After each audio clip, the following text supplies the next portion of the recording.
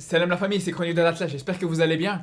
Alors c'est vrai qu'à la base je comptais pas forcément reparler de cette coupe arabe. Comme je vous ai déjà dit, j'ai un programme de vidéos qui est prévu en vue de la CAN qui arrive très bientôt. Mais c'est vrai que vous avez été nombreux à me demander de parler de cette finale maghrébine entre l'Algérie et la Tunisie. Et quand je vous ai demandé votre avis sur Instagram, vous avez été une grande majorité à me dire que vous vouliez que je parle de ce match. Donc avant de me focaliser sur la Coupe d'Afrique sur les prochaines vidéos, ici je vais parler de cette finale de la coupe arabe. De toute façon c'est très proche. Il y a une grande partie des joueurs qui ont joué cette finale qui sont présents à la CAN dans quelques semaines. Et d'ailleurs j'en profite pour vous inviter à vous abonner à ma chaîne pour pas rater les prochaines vidéos qui arrivent sur la CAN et pour suivre cette compétition avec moi. Mais pour en revenir à la coupe arabe, si on doit faire un bilan, on peut vraiment dire que c'est positif. On peut même dire que ça a été un vrai succès. On a vraiment vu une organisation qui était quasiment infaillible, et ça que ce soit sur les terrains ou même en dehors des terrains. Je pense qu'on a vraiment pu remarquer que c'était une compétition de très haut niveau, et franchement pour la Coupe du Monde qui arrive l'année prochaine, ça risque d'être du très lourd. Après j'insiste encore sur le fait que le timing qui a été choisi pour cette coupe arabe, c'était vraiment pas l'idéal. Foutre ça même pas un mois de la Coupe d'Afrique, encore maintenant j'ai du mal à comprendre.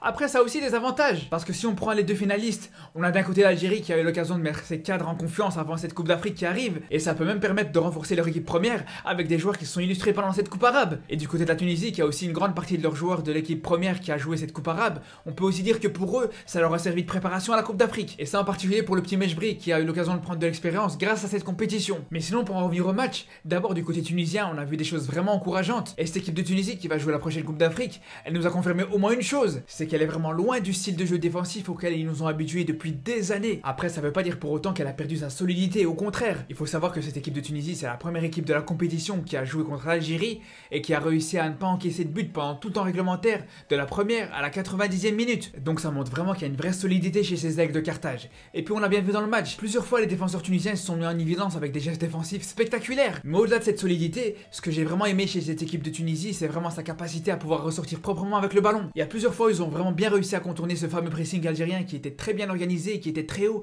Et d'ailleurs ça avait posé beaucoup de problèmes au Maroc. Donc quand on voit que les Tunisiens ils osent jouer au ballon et qu'en plus ils ont toujours leur solidité légendaire, et si on rajoute à ça leur petite individualité à certains postes, il y a par exemple Sliti qui a fait une très belle coupe arabe. Je me souviens qu'à la dernière Coupe d'Afrique il m'avait assez déçu, mais là j'ai vraiment été agréablement surpris par son niveau, et en particulier sur la finale. Contre l'Algérie c'était vraiment l'un des meilleurs Tunisiens sur le terrain. Il a vraiment montré qu'il avait toujours son toucher de balle qui était spectaculaire. Donc avec un Sliti à ce niveau là à la Coupe d'Afrique, avec un Mejbri qui monte de plus en plus en puissance avec cette équipe nationale tunisienne, et surtout que cette coupe arabe elle a montré qu'elle lui a vraiment fait du bien, ben si on rajoute à tout ce cocktail les quelques Tunisiens d'Europe qui pourront vraiment renforcer cette équipe nationale, on s'aperçoit très vite qu'il faudra vraiment se méfier de la Tunisie à la CAN. Ensuite du côté de l'Algérie, je trouve que cette victoire elle est totalement méritée, même si c'est vrai que globalement le match il était assez serré, on n'a pas eu une domination claire et nette comme on a pu voir sur d'autres matchs des Algériens, mais ça n'empêche pas que les Fennecs ont vraiment eu plus de temps fort sur cette rencontre. Ils ont vraiment été réguliers sur tout l'ensemble du match, comme un peu sur toute la compétition en fait. C'est pour ça que je pense vraiment qu'on peut absolument pas contester le mérite des Algériens à avoir gagné cette coupe. Pour être réaliste, les Algériens avaient vraiment la meilleure équipe du tournoi, et pour moi Brahimi et Belaïli ils ont vraiment surnagé dans cette compétition. Et on a vu encore une fois sur cette finale contre la Tunisie,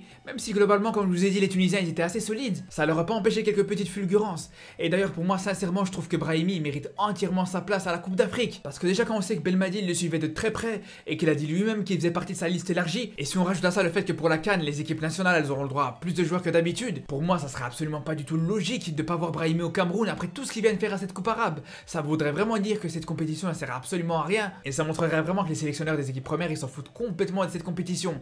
Et c'est pour ça que moi personnellement, connaissant Belmadi, ça m'étonnerait très fort qu'il appelle pas Brahimi. Sinon par rapport à Belaïli, est-ce qu'il y a vraiment besoin d'en rajouter? Le mec il est juste sur la continuité de ce qui nous habituait à la CAN 2019, et de ses derniers matchs il a joué avec l'équipe première d'Algérie. Franchement c'est toujours surprenant de voir à quel point il peut te faire des différences incroyables sur un match. Et là ça va vraiment être intéressant de voir est-ce qu'il va confirmer à la CAN ou pas. Est-ce qu'il va être sur sa continuité, ou est-ce qu'à un moment donné il va craquer physiquement et ça sera plus la même chose. Et on peut aussi parler de Bounedjah. Lui on l'a vu très peu dans cette finale, mais sur une seule action on a réussi à être décisif sur le premier but. Il a très bien servi Sayoud avec une belle déviation en une touche de balle. Et là sur cette finale, comme sur la finale contre le Sénégal en 2019, Bounedjah il a réussi à être décisif en un seul geste. Sinon il y a aussi Mbolhi, sur l'ensemble de la compétition il a vraiment été très bon, et là sur cette finale il a sorti 2 arrêts décisifs contre la Tunisie. Et quand on sait que sur ses derniers matchs avec les Fennecs il était vraiment loin d'être rassurant, les gens commençaient vraiment à douter de lui. Mais là, avec cette coupe arabe, il a vraiment montré qu'il était toujours aussi performant dans les buts. Donc c'est vraiment pour ça que je trouve que cette coupe arabe, elle a vraiment pu donner de la confiance à certains cadres algériens qui ont participé à cette compétition. Et ça, avant d'aborder une coupe d'Afrique, c'est toujours l'idéal d'aborder un maximum de confiance. Même s'il faut quand même faire attention à l'excès de confiance. Et pour le coup, on en reparlera dans les jours et dans les semaines qui arrivent. Donc je vous dis à très bientôt. Et surtout d'ici là, prenez soin de vous.